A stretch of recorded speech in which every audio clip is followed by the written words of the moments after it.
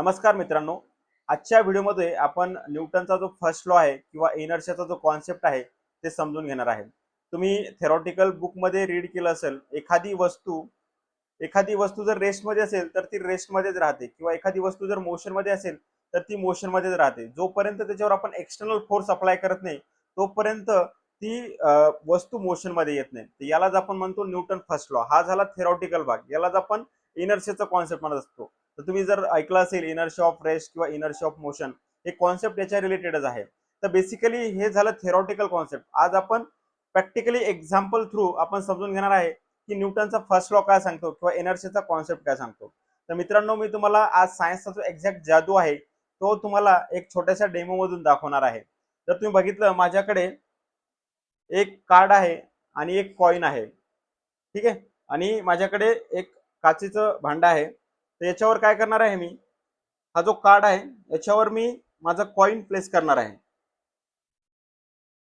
आणि जर तुम्ही बघितलं, याच्यामध्ये जर तुम्ही बघितलं, हा जो कॉइन आहे हा रेस्ट मध्ये राहणार आहे. म्हणजे याच्यावर कोणताही फोर्स अप्लाय नाही करणार आहे. मी जो फोर्स अप्लाय करणार आहे तो कार्डवर करणार आहे एक स्ट्रेट डायरेक्शनने. म्हणजे जर तुम्ही बघितलं, हा जो कॉइन आहे हा स्ट्रेट डायरेक्टली या काचेच्या भांड्यामध्ये पडला पाहिजे. तर आपण या डेमो मध्ये बघूया. आता मी काय करतो, कार्डवर एक फोर्स अप्लाय करतो. तुम्ही जर बघितलं, हा जो कॉइन आहे हा डायरेक्टली ग्लासमध्ये पडलाय. म्हणजेच काय, त्याच्यामध्ये जर तुम्ही बघितलं, हा जो कॉइन आहे आपण फोर्स अप्लाय केल्यानंतर जेव्हा आपण कार्डवर फोर्स केला, पण जो कॉइन आहे त्याने त्याची जे स्टेट आहे ती चेंज नाही केली. म्हणजेच काय, त्याच्यामध्ये कोणताही फोर्स न लावता त्यांनी त्याची स्टेट चेंज केली नाही. म्हणजे ज्यालाच काय म्हणतो आपण टेंडन्सी ऑफ इनर्शिया. म्हणजेच काय, इनर्शियाची टेंडन्सी काय असते, इट डज नॉट चेंज. म्हणजेच काय, त्याची टेंडन्सी अशी असते की तो अपोज करतो की त्याची पोझिशन चेंज करायला. म्हणजे एका स्टेटवरून दुसऱ्या स्टेटमध्ये जाण्यासाठी तो अपोज करतो. तर यालाच, या टेंडन्सीला आपण म्हणतो इनर्शिया. मित्रांनो, तुम्हाला एक सिंपल दुसरं एक्झाम्पल जर सांगायचं झालं, जेव्हा कार मूव्ह करत असते तर ती एक मोशन मध्ये असते आणि त्याच्यामध्ये आपण बसलेलो असतो. तर त्यावेळेस काय असतं, जेव्हा कार मूव्ह होते तर आपण पण मोशन मध्ये असतो.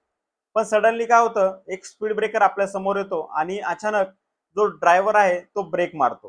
तर यावेळेस काय होतं, आपली जी पोझिशन आहे ती समोर ढकलल्या जाते. म्हणजेच काय होतं, आपली जी स्टेट आहे ती चेंज होत नाही. याच्यामध्ये काय होतं, जर तुम्ही बघितलं, जेव्हा ब्रेक मारतो तर तेव्हा आपण सडनली पुढे जातो. तर त्याच्यामुळेच आपण सीट बेल्टचा यूज करत असतो. तर तुम्ही बघितलं, त्याच्यामध्ये काय, आपण मोशन मध्येच असतो.